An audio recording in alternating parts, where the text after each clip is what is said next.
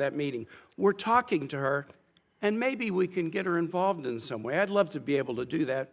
Maybe we can do that. We'll set the terms for this Nobel Prize winner having a leadership role. Last question is this. You talked about the speech in Davos. Here's something the president said in Davos. I'm helping NATO until the last few days. When I told them about Iceland, they loved me. They're not here for us on Iceland, that I can tell you. Our stock market took the first dip yesterday because of Iceland, so Iceland has already cost us a lot of money. The president repeatedly mistook Iceland for Greenland, right? We're not mad at Iceland. They haven't cost us any money. The president just mistook the two countries for each other, correct? Yeah, he meant to say Greenland, but I think we're all familiar with presidents that have verbal stumbles. We've had presidents like that before. Some made a lot more than this one. Nice try. Thanks. Only in Washington can a senator spend 5 months preparing for one hearing and walk out handing the Secretary of State the best line of the entire session.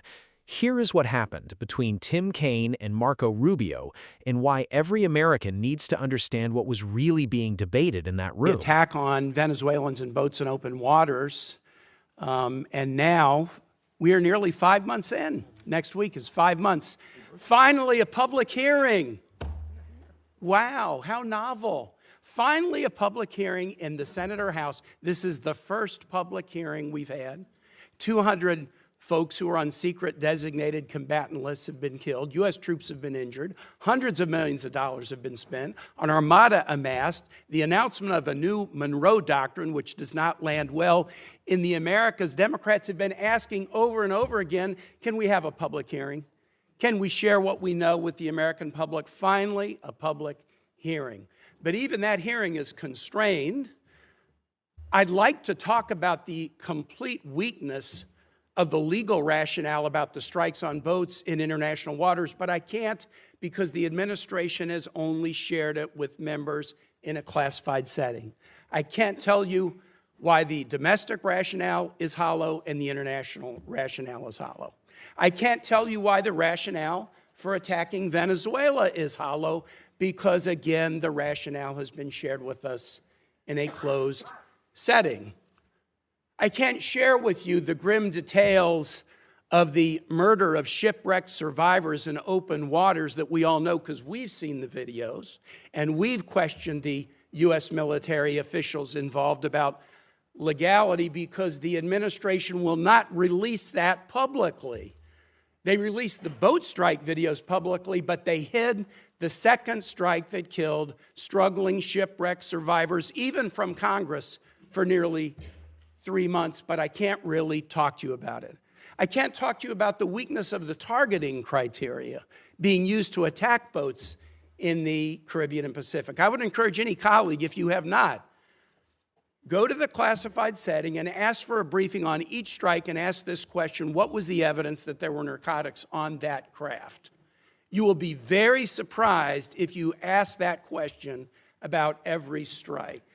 And so even in this first public hearing, 5 months in, there's a lot we can't talk about. If it was such a righteous operation, why is the administration and the majority in this Senate so jealously protecting the details about it from being revealed to the American public? I have Virginians deployed in this operation. I can't answer their families' questions. Thank God we're having a public hearing 5 months in. This is supposed to be the greatest deliberative body in the world. Mr. Secretary, who won the July 2024 Venezuelan presidential election? Oh, I think the whole world would acknowledge it was Edmundo Gonzalez. Who lost that election? Maduro. And his vice president, Delcy Rodriguez. Now, you have made the decision, the administration has made the decision in the aftermath of the attack that Delcy Rodriguez should be leading the country. Let me read something that President Trump said about her on January 14 about Delcy Rodriguez, who lost the election with Maduro. We just had a great conversation today, and she's a terrific person. I mean, she's somebody that we have worked with very well. Let me tell you what Delcy Rodriguez said the day after Venezuela was attacked.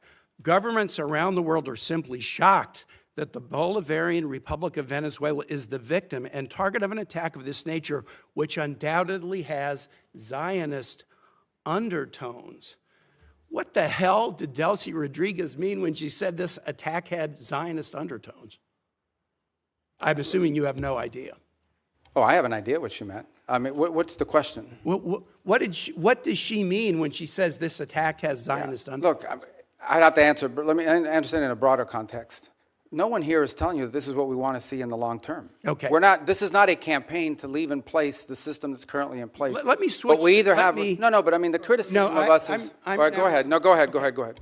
I'm ready to switch now to talk about somebody that you thought know you raised well. an important point. If I can get back to it, I will. You know well and you respect well Maria Corina Machado. Here's what President Trump said about her, won the Nobel Prize in the aftermath of the attack on Venezuela. I think it would be very tough for her to be the leader. She doesn't have the support within or the respect within the country. She's a very nice woman, but she doesn't have the respect. What did President Trump mean by that? Yeah. First of all, I've known Maria Corina for probably 12 years, I know you 13 have. years. Have dealt with her probably more than as much as anybody on this committee has for certain. And I'll be meeting with her today, in fact. And we met with her a couple weeks ago. So here's the reality, though, and I think what the president was pointing to. And I think Maria Corina would acknowledge this. The only way I talked to her last week. Well, She's very disappointed in those comments, and so are Venezuelans in my state. Okay, well, she didn't share that with me or with us, but I would sell this to you.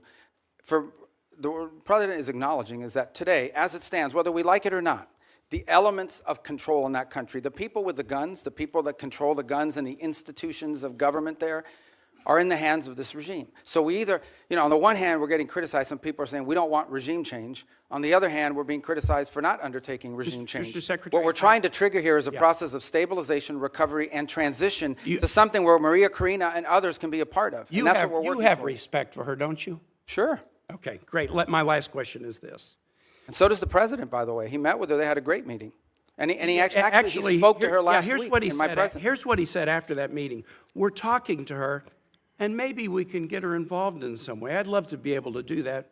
Maybe we can do that. We'll set the terms for this Nobel Prize winner having a leadership role. Last question is this. You talked about the speech in Davos. Here's something the president said in Davos. I'm helping NATO until the last few days when I told them about Iceland. They loved me. They're not here for us on Iceland, that I can tell you. Our stock market took the first dip yesterday because of Iceland, so Iceland has already cost us a lot of money. The president repeatedly mistook Iceland for Greenland, right? We're not mad at Iceland. They haven't cost us any money. The president just mistook the two countries for each other, correct? Yeah, he meant to say Greenland, but I think we're all familiar with presidents that have verbal stumbles.